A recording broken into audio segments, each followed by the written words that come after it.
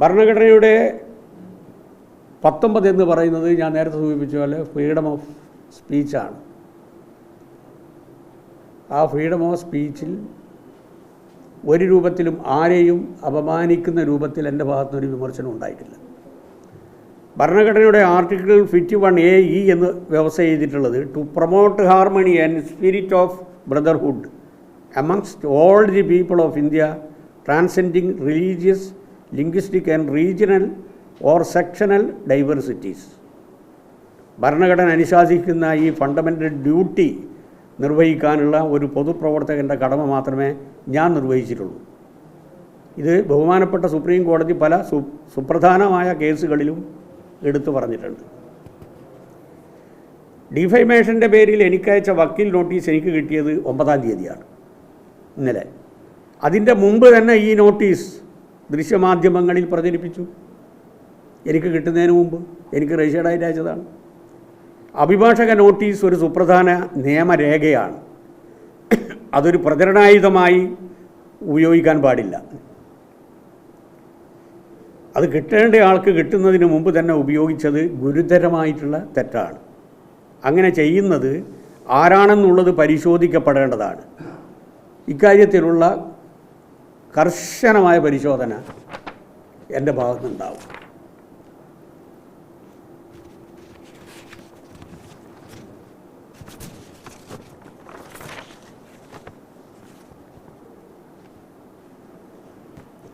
പൊതുജന വികാരം, അഭിപ്രായം ഒരു രാഷ്ട്രീയത്തെക്കുറിച്ച് ഒരു സംഘടനയ്ക്കെതിരായോ അല്ലെങ്കിൽ അതിന് നേതൃത്വം കൊടുക്കുന്ന നേതാവിനെതിരായോ പറയുന്നത് അപകീർത്തിപ്പെടുത്തലല്ല. ഇവിടെ വക്കീൽ നോട്ടീസിൽ പറഞ്ഞ പരാതിക്കാരൻ്റെ പേരോ അദ്ദേഹം പ്രതിനിധീകരിക്കുന്ന പ്രസ്ഥാനത്തിൻ്റെ പേരോ എടുത്ത് ഞാൻ പറഞ്ഞിട്ടില്ല. ബോധപൂർവമായിരുന്നു. എനിക്ക് നോട്ടീസ് അയച്ച ആളുടെ പേരോ അദ്ദേഹം പ്രതിനിധീകരിക്കുന്ന സംഘടനയുടെ അദ്ദേഹം പറയുന്ന പേരോ ഞാൻ പറഞ്ഞിട്ടില്ല. അപ്പോൾ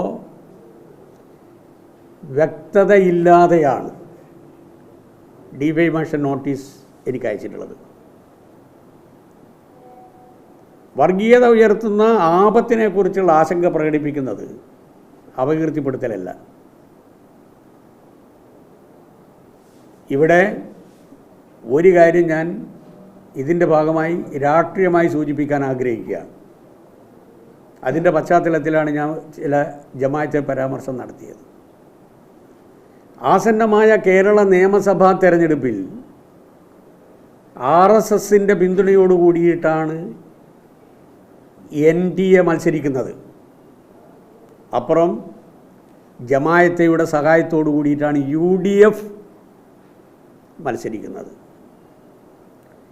ഈ രണ്ട് വർഗീയ പ്രസ്ഥാനങ്ങളും നേതൃത്വം കൊടുക്കുന്ന, പിന്തുണക്കുന്ന രണ്ട് വിഭാഗത്തെയും എതിർത്ത് തോൽപ്പിച്ചുകൊണ്ട് ഇടതുപക്ഷ ജനാധിപത്യ മുന്നണി അധികാരത്തിൽ വന്നാൽ മാത്രമേ കേരളത്തിൽ മതസൗഹാർദ്ദം സംരക്ഷിക്കപ്പെടുകയുള്ളൂ എന്നുള്ളതായിരുന്നു എൻ്റെ പരാമർശത്തിൻ്റെ പ്രധാനപ്പെട്ട ഉള്ളടക്കം. ആ സമയത്ത് മാറാട് എന്ന ഒരു പേര് ഞാൻ ഉപയോഗിച്ചിട്ടുണ്ട്. അത് ഞാൻ പറഞ്ഞത് ഇങ്ങനെയായിരുന്നു: ഏത് കക്ഷിയും അധികാരത്തിൽ വരുന്നത് വർഗീയ ശക്തികളുടെ സഹായത്തോടു കൂടിയിട്ടാണെങ്കിൽ ആ വർഗീയ ശക്തികൾ ഗവൺമെൻറ്റിനെ നിയന്ത്രിക്കും. ഇവിടെ ജമാഅത്തയുടെ സഹായത്തോടു കൂടിയിട്ടാണ് UDF അധികാരത്തിൽ വരുന്നതെങ്കിൽ ആ ഗവൺമെൻറ്റിനെ ജമാഅത്തെ, എൻ്റെ വാക്കതാണ്, സ്വാധീനിക്കും. മാത്രവുമല്ല ആഭ്യന്തരത്തെ സ്വാധീനിക്കും, കൺട്രോൾ ചെയ്യും. ജമാഅത്തെ ഭരിക്കുമെന്നോ ജമാഅത്തെ ആഭ്യന്തര വകുപ്പ് കൈകാര്യം ചെയ്യുമെന്നോ അല്ലെങ്കിൽ UDF അധികാരത്തിൽ വരുമെന്നൊന്നും ഞാൻ പറഞ്ഞിട്ടില്ല. പിന്നീട് ഇങ്ങനെ വ്യാഖ്യാനങ്ങൾ കൊടുത്തുകൊണ്ടേയിരിക്കുകയാണ്. ഞാൻ പറഞ്ഞത് എന്താണ് എന്നുള്ളത് കൈരളി ലൈവായി സൂചിപ്പിച്ചിട്ടുണ്ട്. അതിൽ ഞാൻ പറഞ്ഞ കാര്യം, ജമാഅത്തയുടെ സഹായത്തോടു കൂടി UDF അധികാരത്തിൽ വന്നു കഴിഞ്ഞാൽ ഗവൺമെൻറ്റിനെ സ്വാധീനിക്കും. ആഭ്യന്തര വകുപ്പിനെ കൺട്രോൾ ചെയ്യും, നിയന്ത്രിക്കും. അത് കമ്മ്യൂണൽ ഹാർമണിയെ ബാധിക്കും. മാറാട് പോലുള്ള സംഭവങ്ങൾ ആവർത്തിക്കുന്നതിന് ഇടവരുത്തും. ഈ മുന്നറിയിപ്പ് ഒരു പൊതുപ്രവർത്തനത്തിൻ്റെ ഭാഗമായി ഞാൻ ആർജിച്ചെടുത്ത അനുഭവത്തിൻ്റെ അടിസ്ഥാനത്തിൽ പറഞ്ഞതാണ്.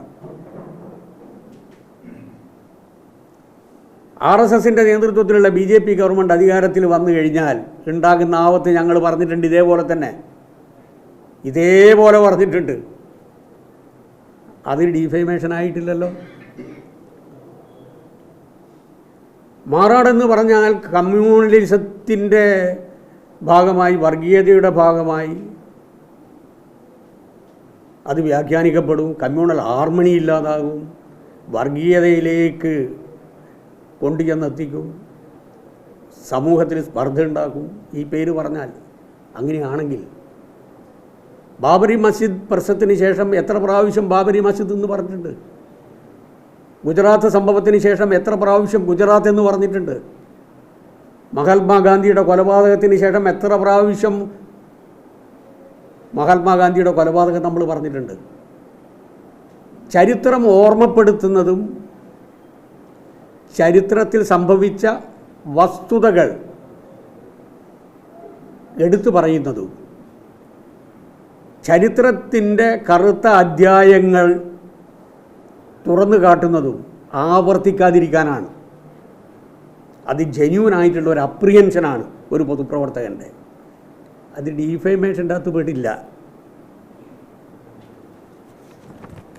അങ്ങനെയാണെങ്കിൽ ഒരു രാഷ്ട്രീയ പാർട്ടിക്കും ഇന്ത്യ രാജ്യത്ത് പ്രവർത്തിക്കാൻ കഴിയില്ല. ഉത്തമ വിശ്വാസത്തിൽ അവരുടെ രാഷ്ട്രീയ ആശയം പറയുന്നതും രാഷ്ട്രവും ജനങ്ങളും അഭിമുഖീകരിക്കാൻ പോകുന്ന ആപത്തും ആശങ്കയും തുറന്നു കാട്ടുന്നതും ഡീഫേമേഷനല്ല, അപകീർത്തിപ്പെടുത്തലല്ല, അപമാനിക്കലല്ല, ആക്ഷേപിക്കലല്ല. അത് ചരിത്രത്തിലെ കറുത്ത പാടുകൾ ആവർത്തിക്കാതിരിക്കാനുള്ള മുന്നറിയിപ്പാണ്. ഇതാണ് ഞാൻ പറഞ്ഞതിൽ വലിയ അപകടമുണ്ട് എന്ന് ചില ആൾക്കാർ പറഞ്ഞു നടന്നത്. പക്ഷേ അഭിമാനത്തോടു കൂടി ഞാൻ പറയാം, ഔദ്യോഗികമായി മുസ്ലിം ലീഗോ അറിയപ്പെടുന്ന കേരളത്തിലെ മതസംഘടനകളോ എൻ്റെ പരാമർശത്തിനെതിരായി ഇതുവരെ രംഗത്ത് വന്നിട്ടില്ല. ആകെ ഷാജി ഇന്നലെ പറഞ്ഞു. അത് പറയാൻ അദ്ദേഹം നിർബന്ധിക്കപ്പെട്ടത് ജമാഅത്തേക്കെതിരായി ഏറ്റവും ശക്തമായ ചെറുനാവും വലിയ നാവും ഇളക്കിയ ആളാണ് അദ്ദേഹം വീണെടുക്കയിൽ നിന്ന് പടയുകയാണ്, അത് അഭ്യാസാക്കുകയാണ്.